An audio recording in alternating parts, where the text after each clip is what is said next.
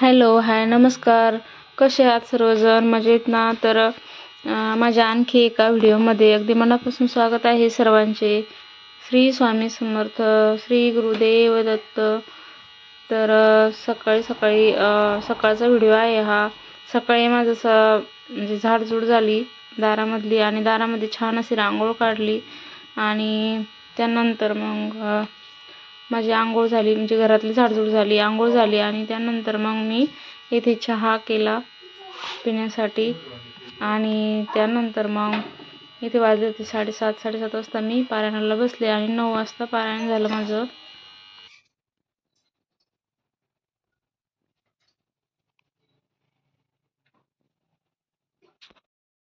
तर श्रेयाला थोडी सर्दी होती, तर तिला मला खिचडी बनवायची होती. तर मग इथे मी खिचडी करायला घेतली.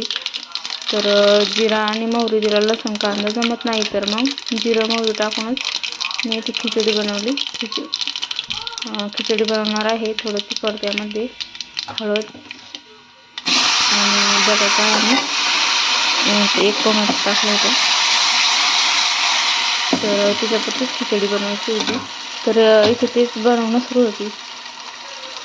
तर सर्दीमुळे लेकरांना असं म्हणजे खिचडी छान लागते, भाजीपोळी खात नाही. तर छान असे तांदूळ धुवून घेतले आणि त्यामध्ये टाकले. तर थोडं मीठ टाकलं चवीपुरतं.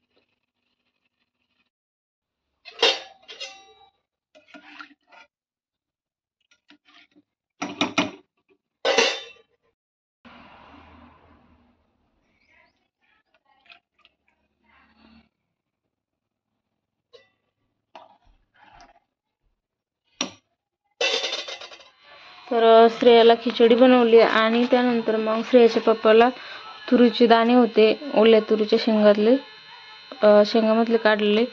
तर मग त्यांना पातळ भाजी अगोदर केली होती मी 2 दिवस. तर मग आता त्यांना चटणी खायची होती दाण्यांची. तर इथे दाणे भाजून घेतले, आणि 4-5 मिरच्या भाजल्या, लसूण घेतला, आणि छान अशी जाडी भरडे दाणे काढून घेतले मिक्सरमधून, मिरच्या आणि लसूण टाकून.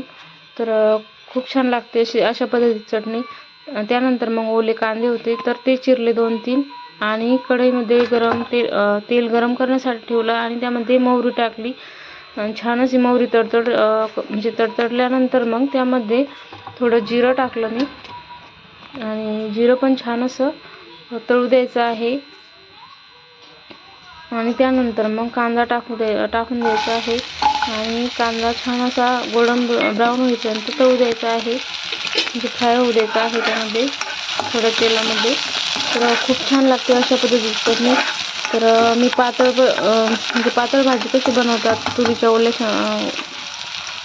हिरव्या दाण्यांची भाजी कशी बनवतात ती पण दाखवली, आणि आता ही अशी चटणी पण दाखवली कशी करतात.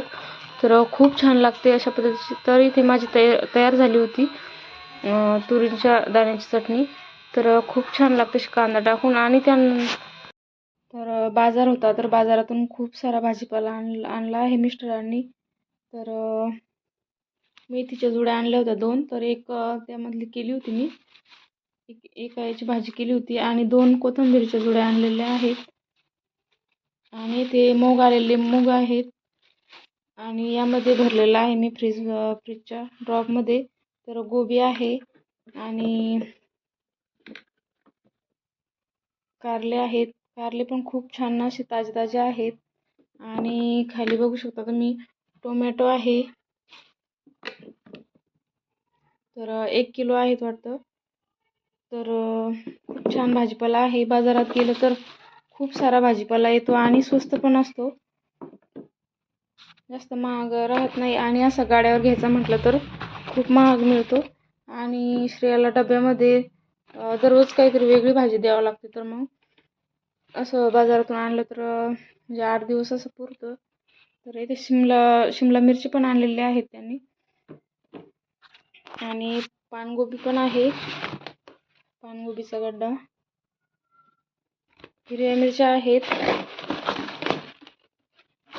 आणि गाजरं खूप सारे आणले होते. 1-1.5 किलो गाजरं आणलेले आहेत. तर चवळीच्या शेंगा पण आहे यामध्ये. तर आता मी त्याला व्यवस्थित ठेवून देणार आहे सर्व भाजीपाला. तर चवळीच्या शेंगा पण आहेत आणि शिमला मिरच्या. तर छान आहे ताजा भाजीपाला. तर चला आता मी फ्रीजमध्ये गुरुचे चरित्र पारायणाचं माझं उद्यापन होतं, 5 तारखेला उद्यापन केलं. तर उद्यापनासाठी मी नैवेद्यासाठी ते पुरणपोळी केली होती. मी पुरणपोळी, आमटी आणि पापड, कुरडई, दूध आणि माझ्या बहिणीला आणि त्यांना जेवणासाठी सांगितलं होतं.